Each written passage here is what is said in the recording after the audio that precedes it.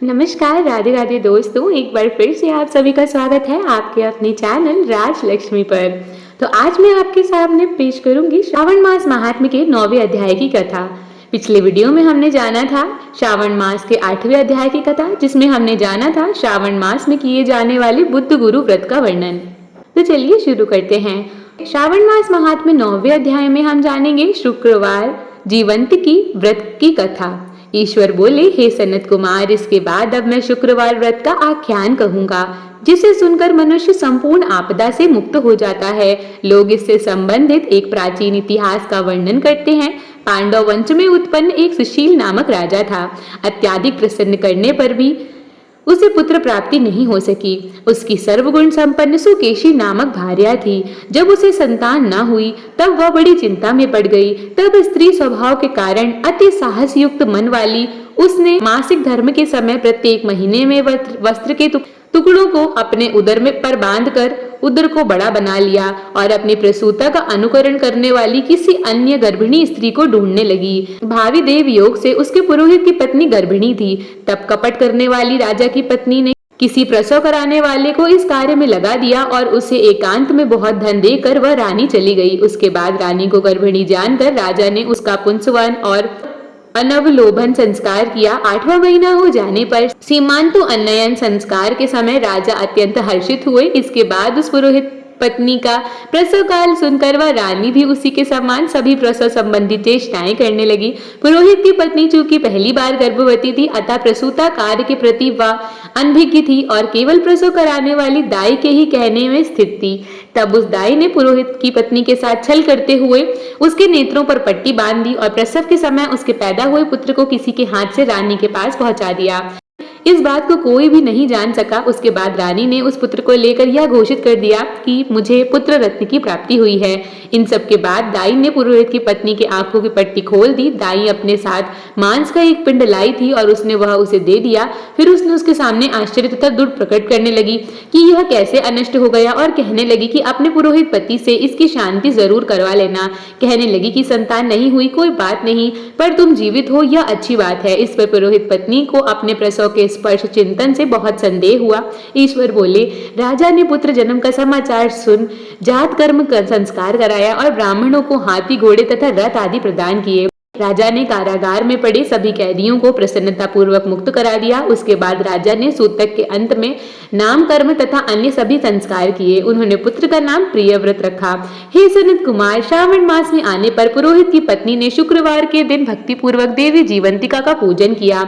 दीवार पर अनेक बालकों सहित देवी जीवंतिका की मूर्ति लिखकर पुष्प तथा माला से उनकी पूजा करके गोधूम की पीठी के बनाए गए 5 दीपक उनके सम्मुख उसने जलाए और स्वयं भी गोधूम का चूर्ण भक्षण किया और उनकी मूर्ति पर चावल फेंका और कहा, हे जीवंती, हे करुणाणवे, जहाँ भी मेरा पुत्र विद्यमान हो आप उसकी रक्षा करना। यह प्रार्थना करके उसने कथा सुनकर यथाविधि नमस्कार किया। तब जीवंतिका की कृपा से वह बालक दीर्घायु हो गया और वे देवी उसकी माता की श्रद्धा भक्ति के कारण दिन रात उस बालक की रक्षा करने लगी। इस प्रकार कुछ समय बीतने पर राजा की मृत्यु हो गई। तब पितृभक्त उनके पुत्र ने पारलौकिक क्रिया संपन्न की। इसके बाद मंत्रियों तथा पुरोहित ने प्रियव्रत को राज्य पर अभिषिक्त किया। तब कुछ वर्षों पर तक प्रजा का पालन करने तथा राज्य भोग कर वह पितरों के ऋण से मुक्ति के लिए गया जाने की तैयारी करने लगा। राज का भार वृद्ध मंत्रियों पर भक्ति पूर्वक सौंपकर और स्वयं के राजा होने का भाव त्याग कर उसने कारपटिक का भेष धारण कर लिया और गया के लिए प्रस्थान किया।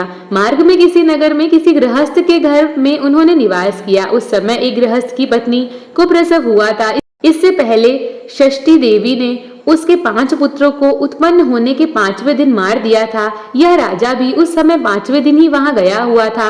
रात में राजा के सो जाने पर उस बच्चे को ले जाने के लिए षष्ठी देवी आई। जीवंतिका देवी ने उस षष्ठी देवी को यह कहकर रोका कि राजा को लांग कर मत जाओ। जब जीवंतिका के रोकने पर वह षष्ठी जैसे आगे आई वह वैसे ही चली गई। इस प्रकार उस गृह स्वामी ने उस बालक को 5वें दिन जीवित रूप में प्राप्त किया। ये लोग इतने प्रभाव वाले हैं, यह देखकर उस गृहस्थ ने राजा से प्रार्थना की, हे राजन, आप निवास आज के दिन मेरे ही घर में करें। हे प्रभु, आपकी कृपा से मेरा यह छठा पुत्र जीवित रह गया है। उसके इस प्रकार प्रार्थना करने पर करुणानिधि उस राजा ने कहा कि मुझे तो गया जाना है। तब राजा गया के लिए प्रस्थान कर गया। वहां पिंडदान करते समय विष्णुपद देवी पर कुछ अद्भुत घटना हुई। उस पिंड को ग्रहण करने के लिए 2 हाथ निकाल कर आए। तब महान विस्मय युक्त राजा संशय में पड़ गए और पुनः पिंड दान कराने वाले ब्राह्मण के कहने पर उन्होंने विष्णुपाद पर पिंड रख दिया। इसके बाद उन्होंने किसी ज्ञानी तथा सत्यवादी ब्राह्मण से इस विषय में पूछा। तब उस ब्राह्मण ने उनसे कहा कि ये दोनों हाथ आपके पितर के थे। इसमें संदेह हो तो घर जाकर अपनी माता से पूछ लीजिए, वो बता देंगी। तब राजा चिंतित तथा दुखी हुए और मन में अनेक बातें सोचने विचारने लगे। वे यात्रा करके पुनः वहां गए जहाँ एक बालक जीवित हुआ था। उस समय भी उस स्त्री को पुत्र उत्पन्न हुआ था और वह उसका 5वां दिन था। वह जो दूसरा पुत्र हुआ था उसे लेकर रात में फिर वही षष्ठी देवी आई। जब दिवंतिका के दोबारा रोके जाने पर उस षष्ठी देवी ने कहा, इसका ऐसा क्या कृत्य है अथवा क्या इसकी माता तुम्हारा व्रत करती है जो तुम रात दिन इसकी रक्षा करती हो। तब षष्ठी का यह वचन सुनकर जीवंती ने धीरे से मुस्कुराकर इसका सारा कारण बताया। उस समय राजा शयन का बहाना बनाकर वास्तविकता जानने के लिए जाग रहा था। तब उन्होंने जीवंतिका और षष्ठी दोनों की बातचीत सुन ली। जीवंती ने कहा, हे षष्ठी, श्रावण मास में शुक्रवार को इसकी माता मेरे पूजन में रत रहती है और व्रत के संपूर्ण नियम का पालन करती है। वह सब मैं आपको बताती हूँ। वह हरे रंग के वस्त्र तथा किंचुकी नहीं पहनती और हाथ में उस रंग की चूड़ी भी नहीं धारण करती। वह चावल के धोने से जल को कभी नहीं लांघती, हरे पत्तों का मंडप के नीचे नहीं जाती और हरे वर्ण के होने के कारण करेले का शाक भी वह नहीं खाती।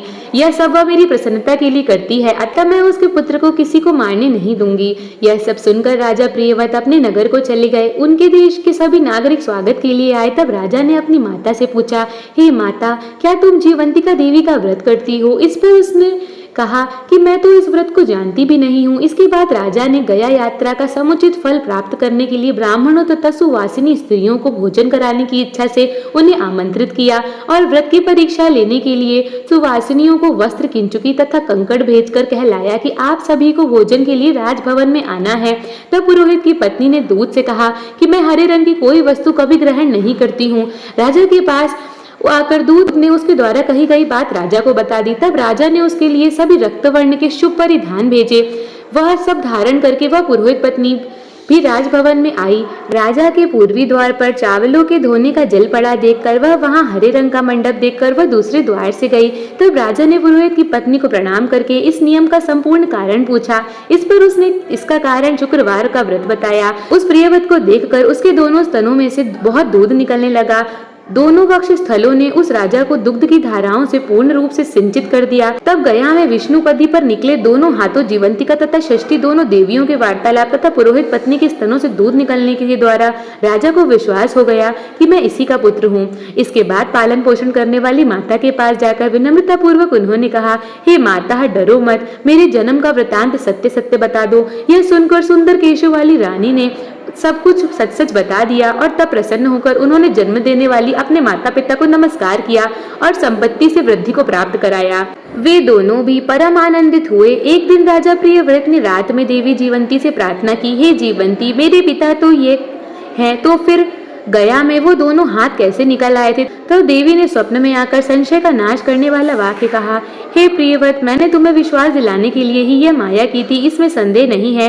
हे सनत कुमार, यह सब मैंने आपको बता दिया। श्रावण मास के शुक्रवार के दिन इस व्रत का अनुष्ठान करके मनुष्य सभी मनोरथों को प्राप्त कर लेता है। इस प्रकार श्री स्कंद पुराण के अंतर्गत ईश्वर सनत कुमार संवाद में श्रावण मास महात्म्य में शुक्रवार जीवंतिका व्रत कथन नामक 9वां अध्याय पूर्ण हुआ। अगर आप सभी को यह वीडियो पसंद आई हो तो हमारे चैनल को लाइक करें, सब्सक्राइब करें, वीडियो को शेयर करें और बेल नोटिफिकेशन को ऑल पर सेट करना ना भूलें, ताकि श्रावण मास की आने वाली सभी कथाओं की नोटिफिकेशन आपको सबसे पहले प्राप्त हो। हमारी वीडियो पर अंत तक बने रहने के लिए आप सभी का बहुत बहुत धन्यवाद। जय श्री कृष्णा दोस्तों।